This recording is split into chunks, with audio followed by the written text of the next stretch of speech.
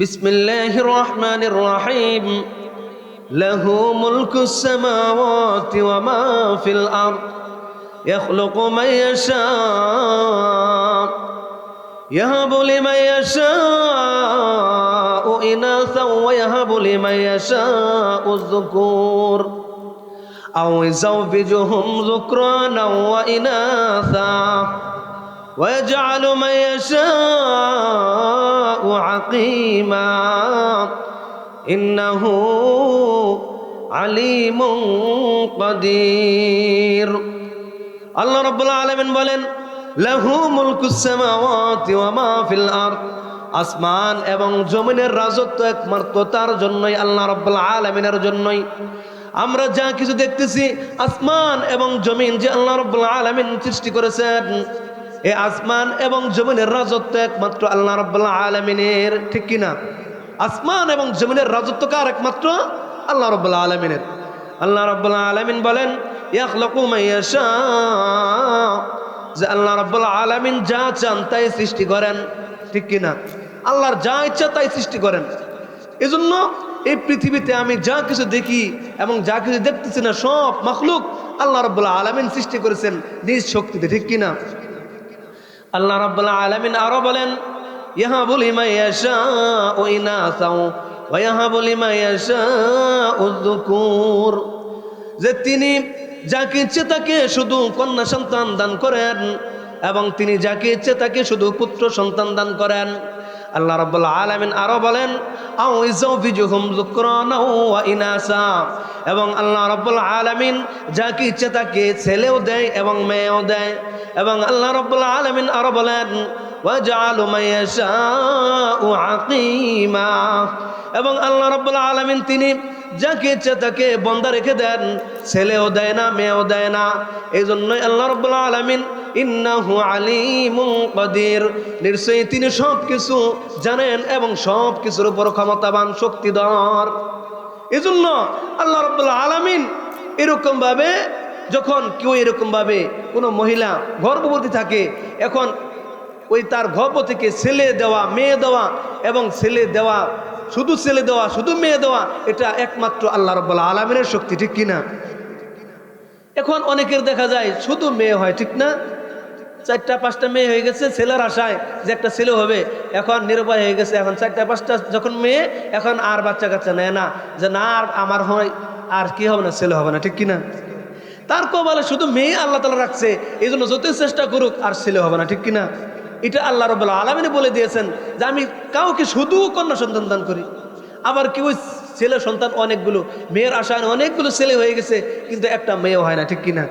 কারণ তার তকদিরের মধ্যে আল্লাহ তাআলা শুধু ছেলেই রেখে দিয়েছেন, ঠিক কিনা? আবার কাউকে বানজাই দিয়েছে, ছেলেও দিয়েছে মেয়েও দিয়েছে, মাশাআল্লাহ আলহামদুলিল্লাহ, ঠিক কিনা? আবার কাউকে একটা সন্তানও হয় না, অনেক চেষ্টা করার পরেও অনেক চিকিৎসা হইতেছে কিন্তু ছেলেও হয় না মেয়ে হয় না, ঠিক কিনা? এই জন্য আল্লাহ তাআলা বলেন যে আমি কাউকে এরকমভাবে বন্দা রেখে দেই, ছেলেও দেয় না মেয়েও দেয় না, সে যতই চেষ্টা করুক তার সন্তান হবে না যদি আমি না চাই, ঠিক কিনা? এই জন্য ছেলে দেওয়া মেয়ে দেওয়া এটা আল্লাহ রাব্বুল আলামিনের ক্ষমতা। এই জন্য ছেলে মেয়ে এটা আল্লাহ তাআলার বড় নেয়ামত, ঠিক কিনা? এই যে আমাদের সন্তানাদি যা কিছু হয়েছে এটা আল্লাহ তাআলার কি নেয়ামত, আল্লাহ তাআলার বড় নেয়ামত। আল্লাহ তাআলা বড় নেয়ামত দান করেছেন, কিন্তু ছেলের তুলনায় মেয়েদের সম্মান আল্লাহ তাআলা বৃদ্ধি করে দিয়েছেন এবং আল্লাহ রাসূল সাল্লাল্লাহু আলাইহি ওয়াসাল্লাম সম্মান বৃদ্ধি করে দিয়েছেন। কিন্তু আমরা কন্যা সন্তানের দাম দেই না, ঠিক কিনা?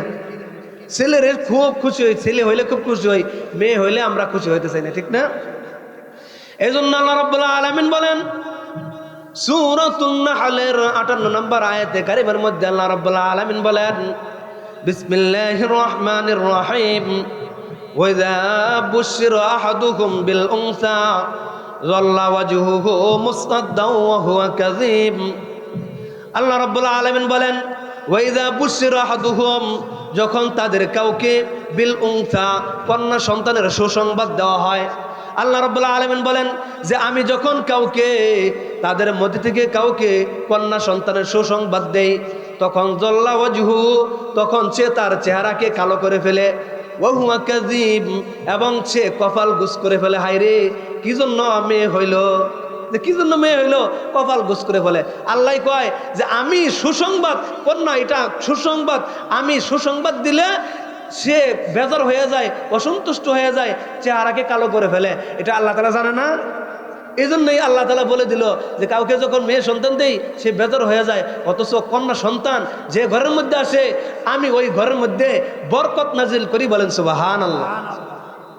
যে জাহেলিয়াতের যুগে কন্যা সন্তানের কোনো দাম ছিল না, তারা দাম দিত না, কিন্তু আল্লাহ রাব্বুল আলামিন কন্যা সন্তানের দাম বৃদ্ধি করে দিয়েছেন।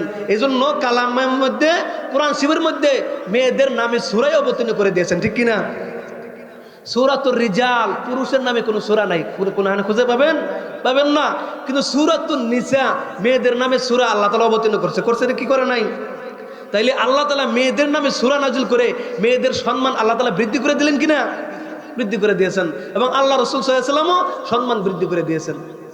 এজন্য এরকম ভাবে একটা কন্যা সন্তান হলে তার জন্য একটা জান্নাত, দুইটা, এইভাবে হাদিস আল্লাহ রাসূল সাল্লাল্লাহু আলাইহি ওয়াসাল্লাম এরকম কন্যা সন্তানের ব্যাপারে বর্ণনা করেছেন, কিন্তু পুরুষদের বেলায় বর্ণনা করে নাই। তাহলে আপনারা শুনতে রাজি আছেন তো ইনশাআল্লাহ? যার একটা কন্যা সন্তান আছে তার ব্যাপারে আল্লাহ রাসূল সাল্লাল্লাহু আলাইহি ওয়াসাল্লাম বলেন, ওয়ালা রাসূলুল্লাহ সাল্লাল্লাহু আলাইহি ওয়াসাল্লাম মান বুলিদাত লাহু ইবনাতুন আদখালাহুল্লাহু বিহিল জান্নাহ। আল্লাহ রাসূল সাল্লাল্লাহু আলাইহি ওয়াসাল্লাম বলেন, মান বুলিদাত লাহু ইবনাতুন, যার একটা কন্যা সন্তান জন্মগ্রহণ করেছে, কন্যা সন্তান জন্মগ্রহণ করার পর তার উত্তমভাবে সে লালন পালন করেছে, তাকে কি করে নাই?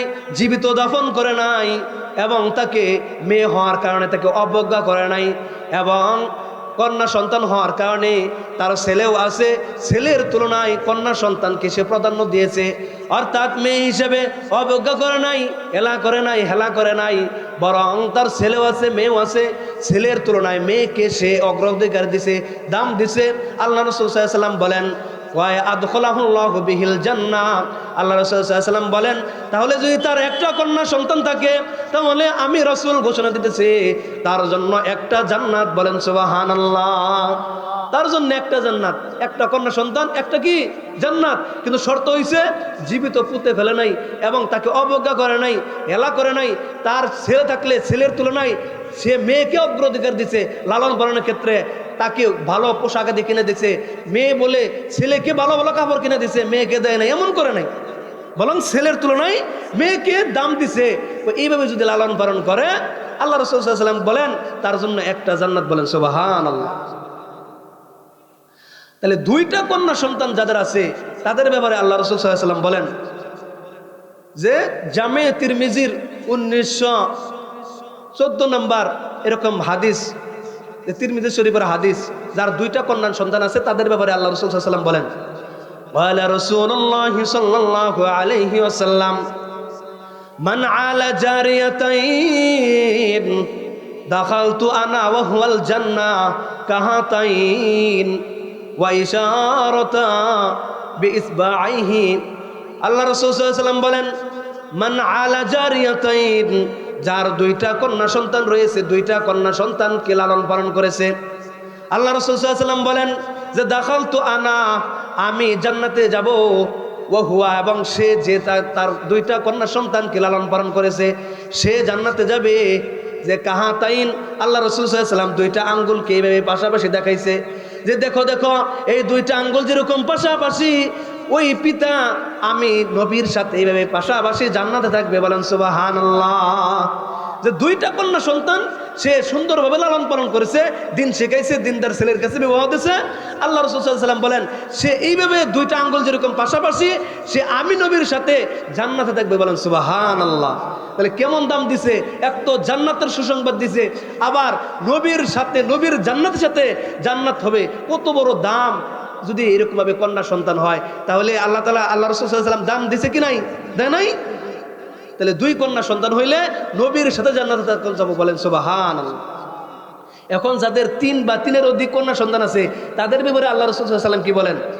কয় জামে তিরমিজির 1916 নাম্বার হাদিসে কারিমার মধ্যে 3 বা 3-এর অধিক যাদের কন্যা সন্তান রয়েছে তাদের ব্যাপারে আল্লাহ রাসূল সাল্লাল্লাহু আলাইহি ওয়াসাল্লাম কি বলেন? ওয়ালা রাসূলুল্লাহ সাল্লাল্লাহু আলাইহি ওয়াসাল্লাম মান কানা লাহু সালাসু বানাত আও সালাসু আখওয়াত ওয়া ইবনাতানে ওয়া উখতানে ফাহসানা সুহবাতাহুন্না ওয়াত্তাকুল্লাহা ফীহিন্না ফালাহুল জান্নাহ। আল্লাহ রাসূল সাল্লাল্লাহু আলাইহি ওয়াসাল্লাম বলেন, যার 3টা কন্যা সন্তান রয়েছে অথবা 3টা বোন রয়েছে অথবা 2টা কন্যা সন্তান রয়েছে অথবা 2জন বোন রয়েছে, তাদেরকে ফাহসানা সুহবাতাহুন্না, তাদেরকে এরকমভাবে উত্তমভাবে লালন পালন করেছে, সুন্দরভাবে লালন পালন করেছে, এবং ওয়াত্তাকুল্লাহা ফীহিন্না, এবং তাদের ব্যাপারে আল্লাহ তাআলাকে ভয় করেছে, অর্থাৎ তাদেরকে দিন শিখাইছে, কোরআন শিখাইছে, হাদিস শিখাইছে এবং পর্দায় রাখছে। দিন শেখানোর পর পর্দায় রাইখা দিন শেখায়া তাদেরকে এরকমভাবে দিনদার ছেলের কাছে বিবাহ দিয়েছে, এইটুকু দায়িত্ব পালন করেছে। আল্লাহ রাসূল সাল্লাল্লাহু আলাইহি ওয়াসাল্লাম বলেন, ফালাহুল জান্নাহ, তার জন্য জান্নাত, অবশ্যই তার জন্য জান্নাত ওয়াজিব, সে অবশ্যই জান্নাতে যাবে। বলেন সুবহানাল্লাহ। যে 3 কন্যা সন্তানের ব্যাপার বলছে অবশ্যই সে জান্নাতে যাবে, তার জন্য জান্নাত ওয়াজিব। বলেন সুবহানাল্লাহ। তাহলে 1 কন্যা সন্তানের ব্যাপারে সে একটা জান্নাত, 2 কন্যা সন্তান সে জান্নাতে যাবেই, আল্লাহ রাসূল সাল্লাল্লাহু আলাইহি ওয়াসাল্লামের সাথে নবীর সাথে জান্নাতে থাকবে। 3 কন্যা সন্তান হইলে কয় তার জন্য জান্নাত ওয়াজিব। বলেন সুবহানাল্লাহ। তাহলে কন্যা সন্তানের দাম অনেক অনেক বেশি আল্লাহ রাসূল সাল্লাল্লাহু আলাইহি ওয়াসাল্লাম দিয়ে দিয়েছেন। প্রত্যেকটা রেফারেন্স সহকারে হাদিস দিয়ে এরকম বর্ণনা করলাম, ঠিক কিনা? তাহলে কত দাম দিয়েছেন কন্যা সন্তানদের। কিন্তু এই কন্যা সন্তান জাহেলিয়াতের যুগে কন্যা সন্তানদের দাম ছিল না, যা জীবিত এরকমভাবে পুঁতে ফেলতো। তার একটা ঘটনা আপনার শুনতে রাজি আছেন? যে দাহিয়া কালবি রাদিয়াল্লাহু তাআলা আনহু, সাহাবী, যিনি ইসলাম গ্রহণ তখন করে নাই, ইসলাম গ্রহণ করার পূর্বে তার কন্যা সন্তান, নিজের কন্যা সন্তানকে জীবিত পুঁতে ফেলছে। বলেন নাউজুবিল্লাহ। ইসলাম গ্রহণ করার পর এখন সাহাবী হয়ে গেছে। একদিন আল্লাহ রাসূল সাল্লাল্লাহু আলাইহি ওয়াসাল্লামের দরবারে এসে বলে, ওগো আল্লাহ রাসূল, আমি তো ইসলাম গ্রহণ করছি, এখন আমি তো ঈমান আনছি, কালেমা পড়ছি, আমার জীবনে সব গুনাহ মাফ হয়ে গেছে। তো আল্লাহ রাসূল সাল্লাল্লাহু আলাইহি ওয়াসাল্লাম বলছে, হ্যাঁ তোমার সব গুনাহ মাফ হয়ে গেছে। কই আমারটাও মাফ হয়ে গেছে? কই হ্যাঁ তোমারটাও মাফ হয়ে গেছে। কই আমি যে গুনাহ করছি, এই যদি গুনার বর্ণনা দেই আপনি তো নবী, আমারও ঘৃণা করবেন। কয় না, বলো, তুমি একটু শুনি, আমি বলো। তখন দাহিয়া কালবি বলতেছে, শোনেন ওগো আল্লাহ রাসূল, আমি জাহেলিয়াতের যুগে যখন আমি মুসলমান হই নাই তখন আমার স্ত্রী গর্ভবতী ছিল, আমি বলে গেছি যে হে আমার স্ত্রী, তোমার পেটে যা আছে যদি কন্যা সন্তান হয় তাহলে জীবিত মাইরে ভালাবা, তারে জীবিত হত্যা করে ফেলবা, আর যদি ছেলে হয় জীবিত রাখবা। ওই এই ওসিয়ত কইরা আমি এরকমভাবে ব্যবসার উদ্দেশ্যে মদিনায় চলে গেছি। তো দাহিয়া কালবি রাদিয়াল্লাহু তাআলা আনহু আল্লাহ রাসূল সাল্লাল্লাহু আলাইহি ওয়াসাল্লামকে ঘটনা শোনায়, বলে ওগো আল্লাহ রাসূল, জাহেলিয়াতের যুগে যখন আমার স্ত্রী গর্ভবতী ছিল তখন আমার স্ত্রীকে বলি, ও আমার স্ত্রী, তোমার গর্ভে যা আছে যদি ছেলে হয় তুমি জীবিত রাখবা, আর যদি কন্যা সন্তান হয় তাহলে তাকে জীবিত দাফন করে ফেলবা। কারণ যদি আমি কন্যা সন্তানের বাবা হই সকলেই আমাকে বলবে, দাহিয়া কালবি দেখো একজন কন্যা সন্তানের বাবা, সকলে আমাকে এরকমভাবে ভৎসনা করবে, লাঞ্ছনা করবে, আমাকে হেয় প্রতিপন্ন করবে। এই জন্য আমি সমাজের মধ্যে এরকমভাবে হেয় প্রতিপন্ন হতে চাই না, সকলে আমাকে ছোট করুক, এটা আমি চাই না। এই ওসিয়ত করে যখন আমি মদিনায় চলে যাই ব্যবসার উদ্দেশ্যে, ব্যবসা থেকে 5-6 বছর পর আমি যখন বাড়িতে ফিরি, বাড়িতে ফেরার পরে ঘরে ঢোকার সাথে সাথে একটা কন্যা সন্তান আমাকে বাবা বাবা বলে এরকমভাবে আমাকে এসে জড়ায় ধরল। তখন আমি আমার স্ত্রীকে বলি, ও আমার স্ত্রী, এটা কে আমাকে বাবা বলে? তখন আমি বললাম, তখন আমার স্ত্রী আমাকে বলল, ও আমার প্রাণের স্বামী, এটা হচ্ছে আপনার কন্যা সন্তান, এর নাম রাখছি আমি জামিলা। দেখেন কত সুন্দর করে আল্লাহ তাআলা সৃষ্টি করেছেন। কয় আমি তো মা, আমি মা হইয়া কিভাবে আমার মেয়েকে আমি জীবিত এরকমভাবে দাফন করি, কিভাবে আমি হত্যা করে ফেলি? আমি হত্যা করতে পারি নাই। আমি চিন্তা করলাম যখন তার বাবা যখন আসবে, যখন বড় হবে, তখন যখন তার বাবাকে বাবা বলে ডাকবে তখন তার সব রাগ চলে যাবে। এই জন্য আমি আমার কন্যা সন্তানকে আমি হত্যা করে নাই। তখন এর স্বামীকে যখন বললেন তখন স্বামী তার চেহারার দিকে তাকাইয়া মায়া জাগলো, কিন্তু রাত্রে ঘুম হয় না। দাহিয়া কালবি আল্লাহ রাসূল সাল্লাল্লাহু আলাইহি ওয়াসাল্লামকে বলে, ও গো আল্লাহ রাসূল, আমি রাত্রে যখন ঘুমাই তখন আমার ঘুম হয় না। হায় রে, আমি একটা কন্যা সন্তানের বাবা, যখন আমি সমাজের মাঝে চলবো সকলে আমাকে কি বলবে? রাত্রে আমার ঘুম হলো না, সকালে আমার স্ত্রীকে বললাম, ও আমার স্ত্রী, তুমি আমার কন্যা সন্তানকে সাজিয়ে দাও, আমি ওকে আত্মীয় বাড়ি নিয়ে যাব। ওগো আল্লাহ রসুল, এই বলে আমার কন্যা সন্তানকে আমার স্ত্রী সাজাই দিল। কয় নিয়ে আমি মরু প্রান্তরের দিকে চলতেছি, যাইতে যাইতে আমি কোদাল নিয়ে আমি যাইতেছি। ওইরকম ভাবে মরু প্রান্তর মধ্যে যেখানে কোনো বাড়ি ঘর নাই, ওই বালুর মধ্যে আমি গর্ত খনন করতেছি। তখন আমার কন্যা সন্তান বলতেছে, বাবা তুমি কি জন্য এখানে গর্ত খনন করো? কিন্তু আমি বাবা কিছুই বলি না, কিছুই বলি না। যখন এরকম ভাবে গর্ত খুঁড়তেছি, গর্ত খনন করা শেষ, তখন আমার কন্যা সন্তানকে আমি ডাক দিছি, জামিলা দেখে যাও গর্তের মধ্যে কি। যখন গর্তের কাছে আসছে, তখন আমি ধাক্কা দিয়ে গর্তের মধ্যে ফালাই দিছি। বলেন নাউজুবিল্লাহ। ও গো আল্লাহ রসুল, ওই সময় দৃশ্যটা যদি আপনি দেখতেন, ওই আমার কন্যা সন্তান যখন গর্তের মধ্যে পড়ে, তখন আমাকে বাবা বাবা বলে ডাকে। ও আমার বাবা, তুমি আমাকে মুক্তি দাও, জান ভিক্ষা দাও, আমি আর কোনোদিন তোমাকে বাবা বলে ডাকবো না। ও গো আল্লাহ, আমি তোমাকে কোনোদিন বাবা বলে ডাকবো না, তুমি আমাকে ছেড়ে দাও, আমি যেখানে ইচ্ছে সেখানে পালিয়ে যাব, তোমাকে আর কেউই খারাপ বলবে না, আমি তোমার বাবা হওয়ার কারণে তোমাকে কেউ ভৎসনা করবে না। ও আমার পিতা, তুমি আমাকে ছেড়ে দাও, আমি যেখানে ইচ্ছে সেখানে পালিয়ে যাই। ও গো আল্লাহ রসুল, কিন্তু আমার এই কন্যা সন্তানের চিৎকারের আওয়াজ আমার দিলকে নরম করে নাই। চিৎকার করে আমাকে ফরিয়াদ করছে, তারপরেও আমি এরকম ভাবে মাটি চাপা দিয়া, বালু চাপা দিয়া আমি জীবিত দাফন করে দিয়েছি। বলেন নাউজুবিল্লাহ। ও গো আল্লাহ রসুল, সেই দৃশ্য যদি আপনি দেখতেন, চিৎকার বাইরে আমার বাবা বাবা বলে ডাকলো, কিন্তু আমি আমার কন্যা সন্তান দিকে একটু পরিক্ষেপ করলাম না, জীবিত দাফন কইরা এরকম চাপা দিয়া আমি চলে আসছি। ও গো আল্লাহ রসুল, আমি তখন থেকে নিয়ে আমি যখন এরকম ভাবে ঘুম যাই, আমার সেই মেয়ের চিৎকারের আওয়াজ, বাবা বাবা আওয়াজ আমাকে আমার ঘুম পাড়তে দেয় না। আমি সেই চিৎকারের ছুটে আমি ঘুম পাড়তে পারি না। এত বড় আমি গুনাহ করে ফেলছি। এই ঘটনা যখন আল্লাহ রাসূল সাল্লাল্লাহু আলাইহি ওয়াসাল্লামকে শোনায়, তখন আল্লাহ রাসূল সাল্লাল্লাহু আলাইহি ওয়াসাল্লাম বলেন, হ্যাঁ তুমি তো আসলে অনেক বড় পাপ করে ফেলেছো। হে দাহিয়া কালবি, তোমার দিল এতটাই পাষাণ, তোমার মেয়ে তোমাকে ডাকলো, বাবা বাবা বলে ডাকলো, তারপরেও তোমার দিল কি একটু মায়া লাগলো না? কয় হ্যাঁ, তুমি অনেক বড় পাপ করছো, তারপরেও যেহেতু তুমি কালেমা পড়ছো, আল্লাহ রাব্বুল আলামিন তোমার পিছনের সমস্ত গুনাহ খাতাকে মাফ করে দেবে। সুবহানাল্লাহ। আল্লাহ তাআলা দয়াশীল মায়াশীল, যত বড় গুনাহ করুক, যদি আল্লাহ রাব্বুল আলামিনের কাছে খাঁটি তওবা করে, তাহলে আল্লাহ রাব্বুল আলামিন তার পিছনের সমস্ত গুনাহ খাতাকে মাফ করে দেবে। বলেন সুবহানাল্লাহ। তাহলে সেই জাহেলিয়াতের যুগের থেকে পরবর্তীতে আল্লাহ রাসূল সাল্লাল্লাহু আলাইহি ওয়াসাল্লাম কন্যা সন্তানদের, নারীদের সম্মান বৃদ্ধি করে দিয়েছে। বলেন সুবহানাল্লাহ। এজন্য নারী যারা, কন্যা সন্তান যারা, তাদের জান্নাতে যাওয়া অনেক সহজ। অনেক কি সহজ? 4টা গুণ যদি কেউ থাকে কোনো নারীর, এই 4 গুণ বিশিষ্ট নারী জান্নাতের 8টা দরজার যে কোনো দরজা দিয়ে প্রবেশ করবে। বলেন সুবহানাল্লাহ। তাহলে এইদিকে মনোযোগ দিই, অন্যদিকে তাকাই না, আমরা তাকাবো না। যে মুসনাদ আহমদের 1573 নম্বর হাদিস, মুসনাদ আহমদের 1573 নম্বর হাদিসের মধ্যে বলেন, আন আব্দুল্লাহ ইবনে উমর রাদিয়াল্লাহু তাআলা আনহু قال قال رسول الله صلى الله عليه وسلم إذا صلت المرأة خمسها وصامت فرجها وصامت شهرها وحفظت فرجها وأطاعت زوجها।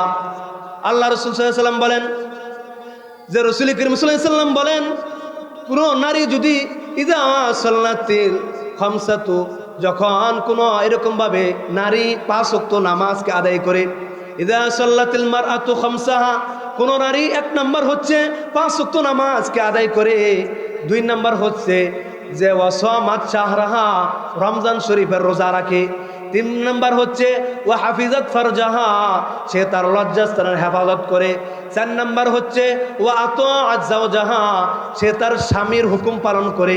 এই 4 গুণ বিশিষ্ট আল্লাহ রাসূল সাল্লাল্লাহু আলাইহি ওয়াসাল্লাম বলেন, কোন নারী যদি এই 4টা আমল করতে পারে, তাহলে আল্লাহ রাসূল সাল্লাল্লাহু আলাইহি ওয়াসাল্লাম বলেন, কাল হাসর ময়দানে তাকে বলা হবে, ওয়াকিলা লাহা, এই নারীকে বলা হবে, উদখিলিল জান্নাতা, তুমি জান্নাতে প্রবেশ করো।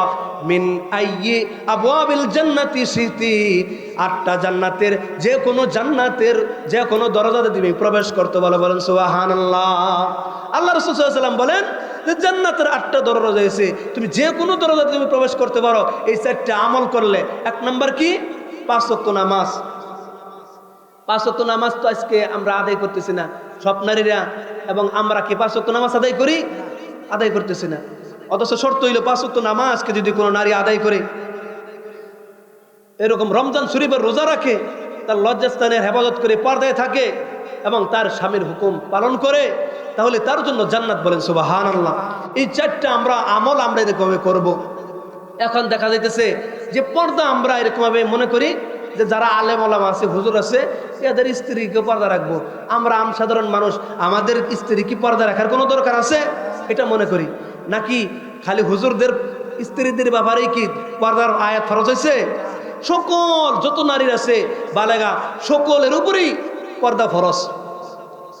আল্লাহ রাব্বুল আলামিন সূরাতুল আহজাবের 32 নম্বর আয়াতে কারিমার মধ্যে বলেন, বিসমিল্লাহির রহমানির রহিম, وقرن في بيوتكن ولا تبرجن تبرج الجاهلية الأولى।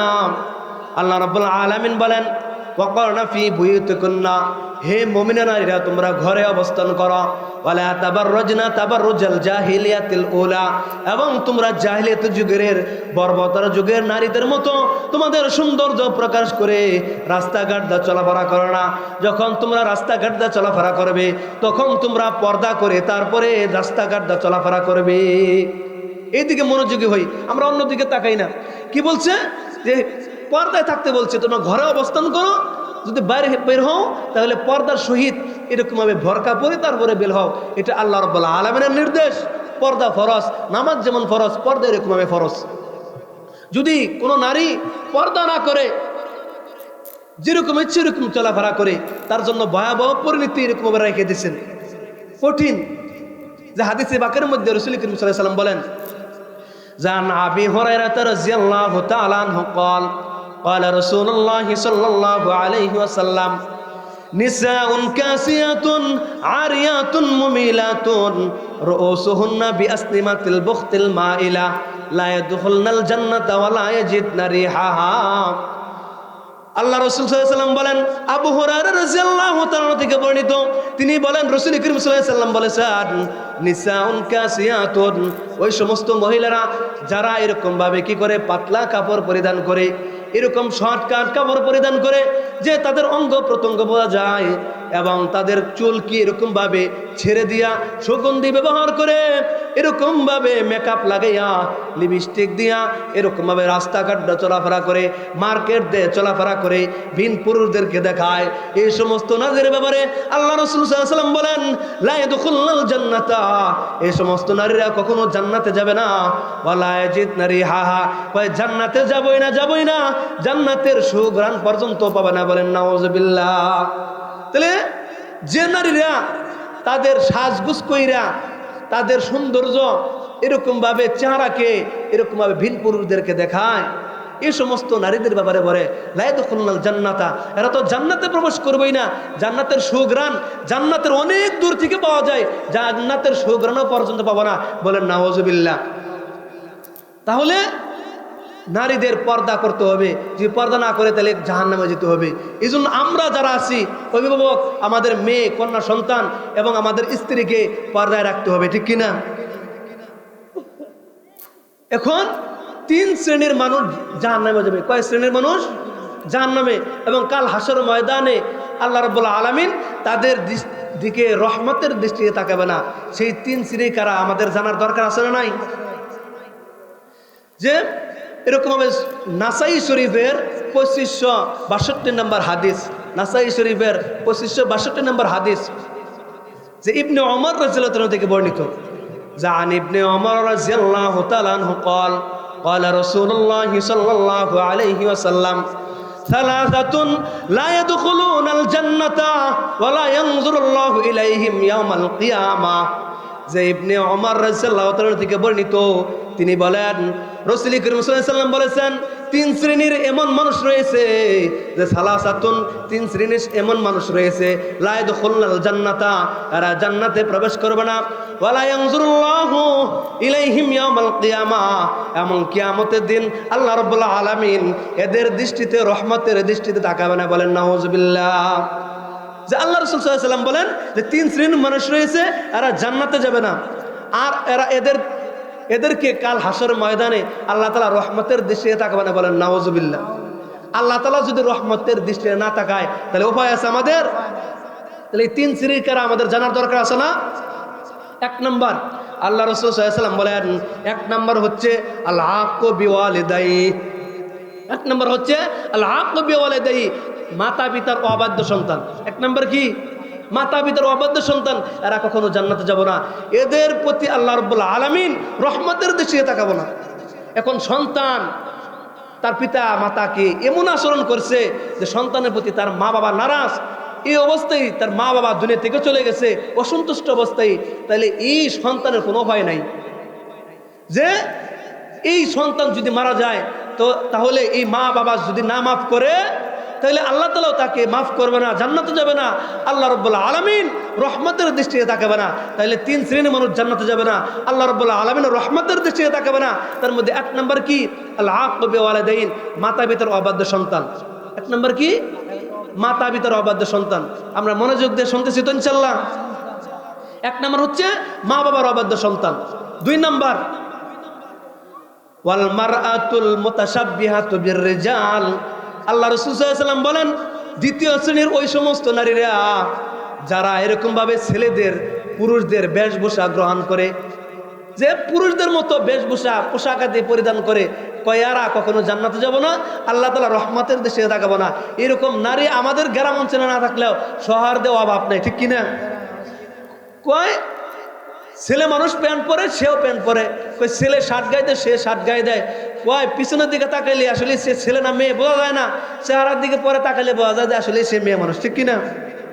এই সমস্ত নারীদের ব্যাপারে বলে এই সমস্ত নারীরা জান্নাতে যাব না, আল্লাহ তাআলা রহমতের দৃষ্টিতে তাকাবো না।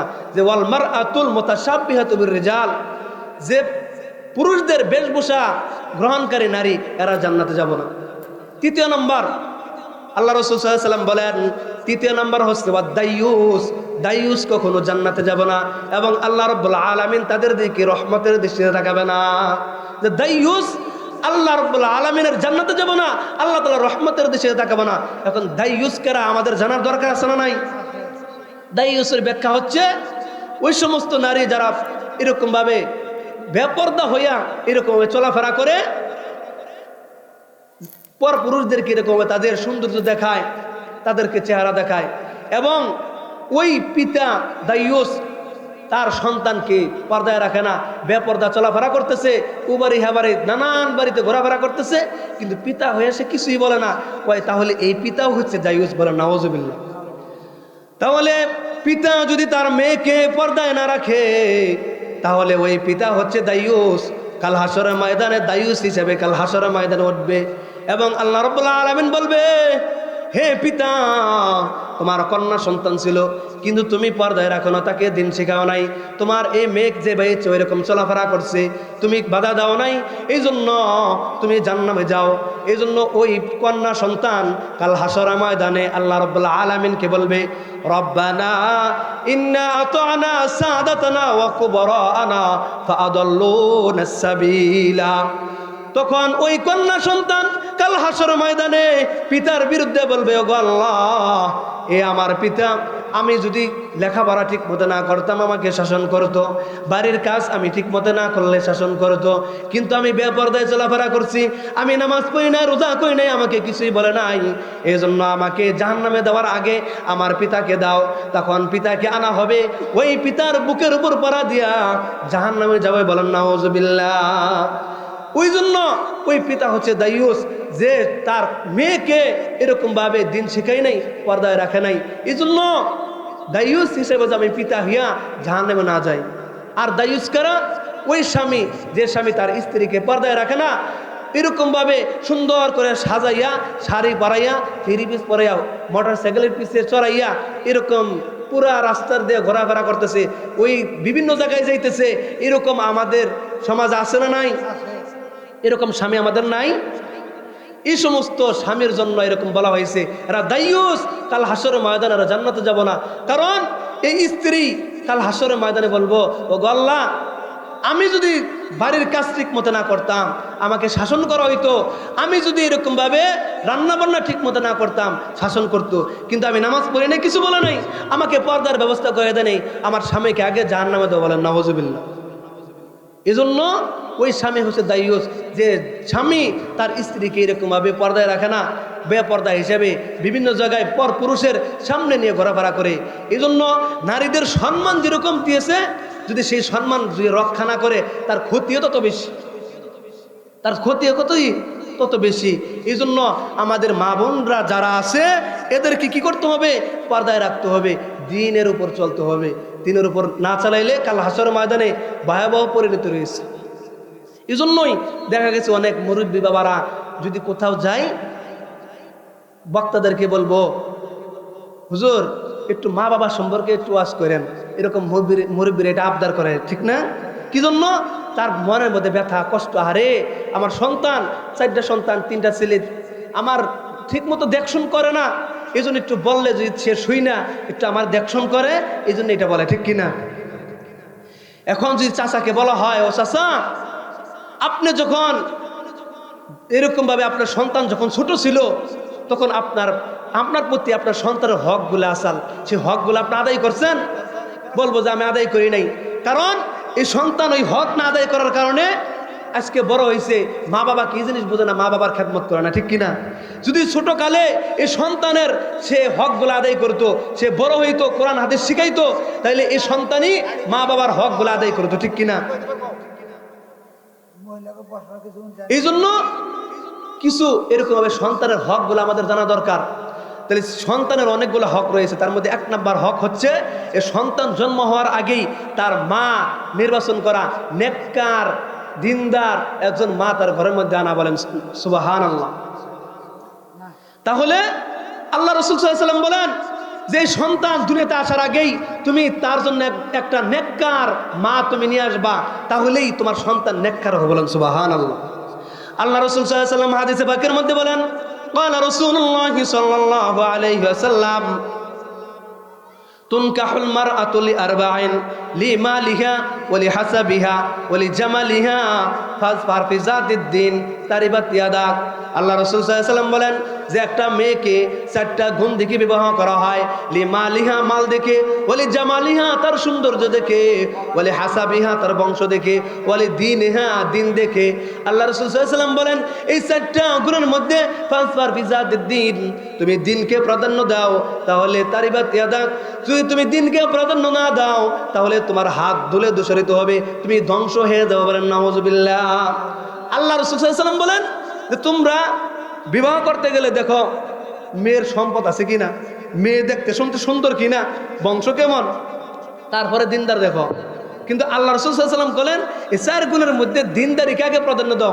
যে দিনদারি যদি থাকে, অন্য যদি পরিপূর্ণ নাও পাওয়া যায়, কোনো সমস্যা নাই, তাহলে তুমি দুনিয়া আখিরাত সুন্দর হবে। আর যদি দিন না দেখে আনো, অন্য সব কিছু সুন্দর আছে, মাশাআল্লাহ দেখতে শুনতে অনেক সুন্দর, একবার সারাদিন টেলিভিশনের সামনে বসে থাকছে, স্টার জলসা সব কিছু দেখছে, এলাকা 7 এলাকা ঘুরে বেড়াইছে, এটা নিয়ে আসছো, দিনদারি নাই, এর থেকে কি নেককার সন্তান আশা করা যায়? না গাইছে আমি নিম গাছ, আমি আশা করতেছি আঙ্গুর ফল, তাহলে এটা বোকামি ছাড়া কিছুই না।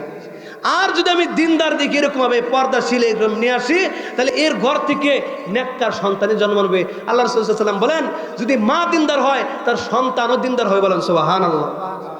কিন্তু দিন তো আমরা প্রাধান্য দেই না, আমরা দুনিয়াকে, সৌন্দর্য, এগুলোকে প্রাধান্য দেই। এই জন্য তাহলে সন্তানের অনেকগুলো হক রয়েছে। 1 নম্বর হক, তার সন্তান আসার আগেই মা নেককার মা তুমি নিয়ে আসবা। আসছে নেককার আমি দেখে বিবাহ করাইলাম, আসার পরে যখন গর্ভের মধ্যে এরকম সন্তান যাবে, তখন এরকমভাবে সবসময় নামাজ পড়ে এরকমভাবে দোয়া করবে যে ও আল্লাহ তুমি আমাকে একটা নেককার সন্তান তুমি দান করো। এরকম ভাবে আল্লাহ রাব্বুল আলামিন বলেন যে তুমি যখন তোমার স্ত্রী এরকম ভাবে গর্ভবতী থাকে, তুমি আমার কাছে এরকম ভাবে নেককার সন্তানের দোয়া করতে থাকো, রব্বি হাবলি মিনাস সালিহিন রব্বি হাবলি মিন লাদুনকা যুররিয়াতান তাইয়্যিবা, তুমি এই দোয়া করো, রব্বি হাবলি মিনাস সালিহিন, ওগো আল্লাহ আমার স্ত্রী তো এরকম ভাবে গর্ভবতী, তুমি আমাকে একজন এরকম ভাবে ছেলে দাও আর মেয়ে দাও, যাই কিছু দাও, তুমি দিনদার একজন পরহেজগার, যে তোমার হুকুম মতো চলে, তোমার রাসূলের সুন্নাত অনুযায়ী চলে, এমন একজন দিনদার সন্তান তুমি আমাকে দান করে। বলেন সুবহানাল্লাহ। যে এই দোয়া আল্লাহ তাআলা শিক্ষা দিয়েছে। আল্লাহ রাসূল সাল্লাল্লাহু আলাইহি ওয়াসাল্লাম বলছেন তুমি এরকম এই দোয়া করো। এটা আমরা কয়জনে পালন করি? করি না। তারপরে যখন সন্তান দুনিয়াতে আসবে, আসার পরে ডান কানে আজান, বাম কানে একামত দিতে হবে, ঠিক না? তারপরে 7 দিনের কালে আকিকা করতে হবে। আকিকা করার পর তারপরে মাথার চুল চেঁচে এই চুল পরিমাণ স্বর্ণসাত দিয়ে সদকা করে দিতে হবে। তারপরে ইসলামিক নাম রাখতে হবে। ইসলামিক নাম তো আমরা রাখি না, ঠিক কিনা? যদি হুজুরের কাছে আসে, হুজুর একটা নাম বলে দেন, সে বালা একটা নাম, যে কই যে কি হয়েছে ছেলে, আচ্ছা মাশাআল্লাহ আলহামদুলিল্লাহ, আপনি আব্দুল্লাহ রাখুন, এইটা নাম হইলো হে বুড়া মাইসের নাম, এ আগিলা নাম পাইছো নাম নে, ভালো একটা নাম, ডিজিটাল ভালো একটা নাম বলবেন। অথচ আল্লাহ রাসূল সাল্লাল্লাহু আলাইহি ওয়াসাল্লাম বলছেন যে তুমি নাম রাখার ক্ষেত্রে, ছেলের নামের ক্ষেত্রে সবচেয়ে উত্তম নাম হচ্ছে আব্দুল্লাহ এবং আব্দুর রহমান। বলেন সুবহানাল্লাহ। তারপরে সাহাবীদের নামের সাথে নাম তোমরা মিলিয়ে রাখো। কন্যা সন্তান হইলে তুমি আমাতুল্লাহ, আমাতুর রহমান রাখো, এটা হচ্ছে শ্রেষ্ঠ নাম। এবং সাহাবী এবং আল্লাহ রাসূল সাল্লাল্লাহু আলাইহি ওয়াসাল্লামের স্ত্রীর নামের সাথে মিলিয়ে রাখো। এগুলো হচ্ছে দিনদার নাম, এগুলো হচ্ছে এরকমভাবে ভালো নাম, ঠিক কিনা? আজকে নাম রাখতেছে এমন নাম, এটা কি মুসলমানের সন্তান না ইহুদি খ্রিস্টানদের? এই নাম শুনে বোঝার কায়দা নাই, ঠিক কিনা? এই জন্য আল্লাহ রাসূল সাল্লাল্লাহু আলাইহি ওয়াসাল্লাম বলছেন তুমি একটা ভালো একটা নাম রাখো। ভালো নাম রাখলা, আচ্ছা ঠিক আছে, তারপরে সুন্দরভাবে লালন পালন করো।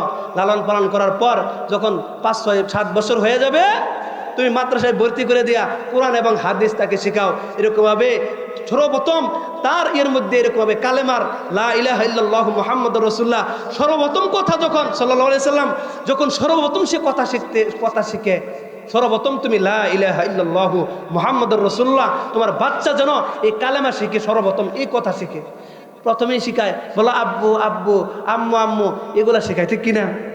সর্বপ্রথম কিন্তু আল্লাহ, তুমি আল্লাহ বলো, লা ইলাহা ইল্লাল্লাহু মুহাম্মাদুর রাসূলুল্লাহ বলো, এটা আমি বাচ্চাদেরকে শেখাই না।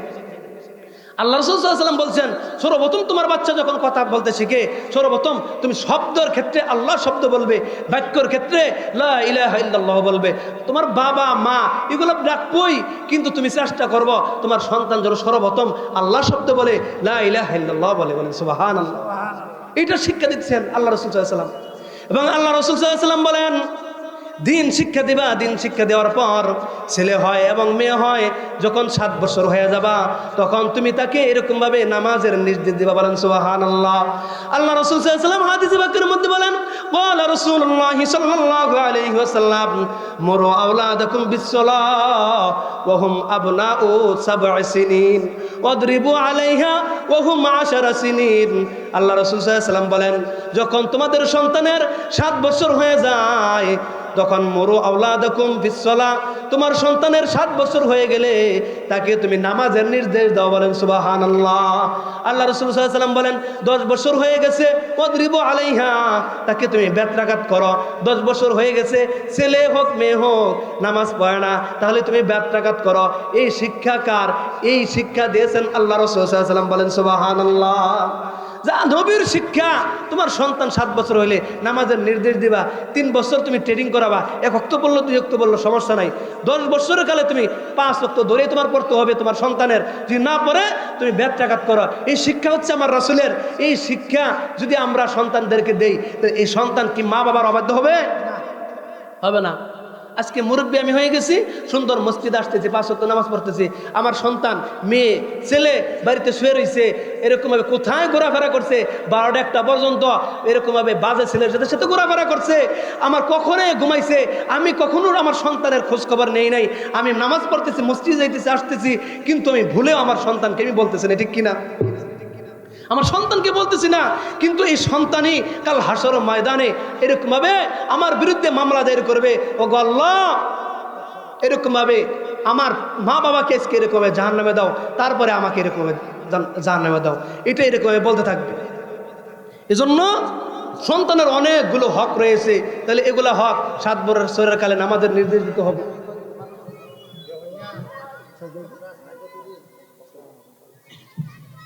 তাহলে আমাদের সন্তান যদি এইভাবে আমি এরকমভাবে লালন পালন করতাম, এইভাবে আমি দিন শিখাইতাম, তাহলে এই সন্তানই বড় হইলে এরকম মা বাবার কি জিনিস সে শিখতো এবং মা বাবার সেবা করতো। বলেন সুবহানাল্লাহ।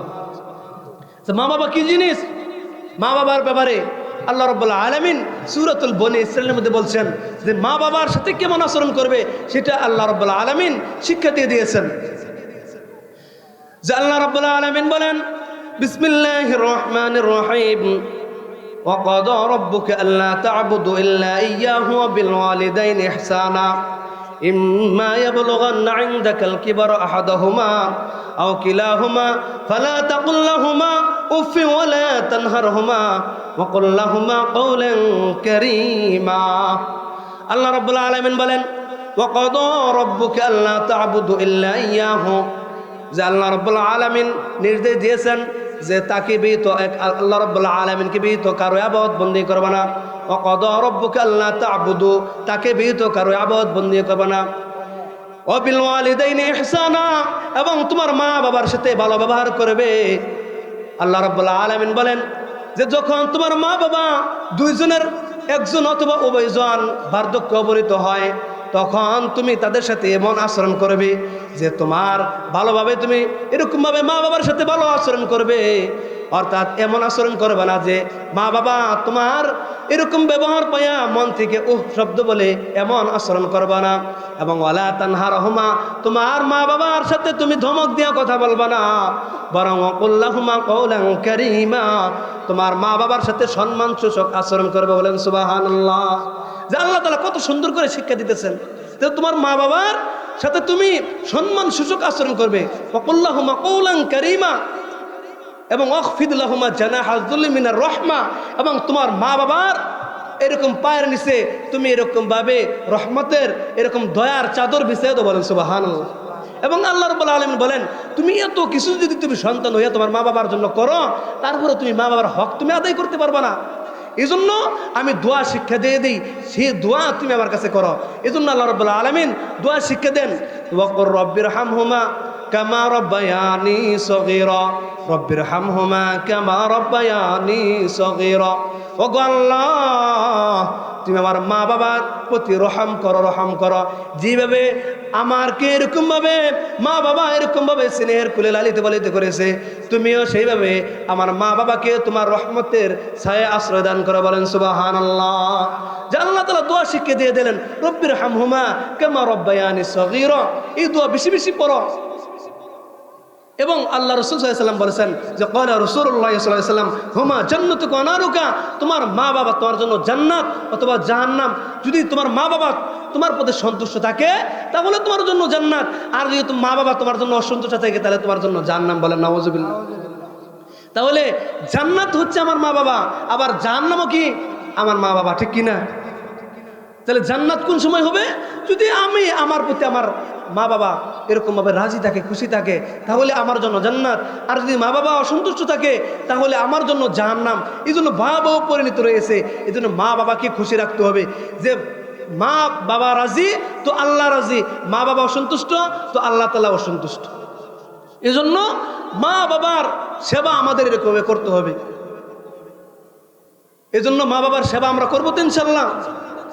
এই জন্য কোরআন এবং হাদিস থেকে যা কিছু এরকমভাবে আমরা এরকমভাবে আলোচনা আমরা করলাম শুনলাম, তদ অনুযায়ী যেন আল্লাহ রাব্বুল আলামিন আমাদেরকে সকলকে আমল করার তৌফিক দান করেন। ওয়া আখিরু দাওয়ানা আলহামদুলিল্লাহি রাব্বিল আলামিন। আসসালামু আলাইকুম ওয়া রাহমাতুল্লাহি ওয়া বারাকাতুহু।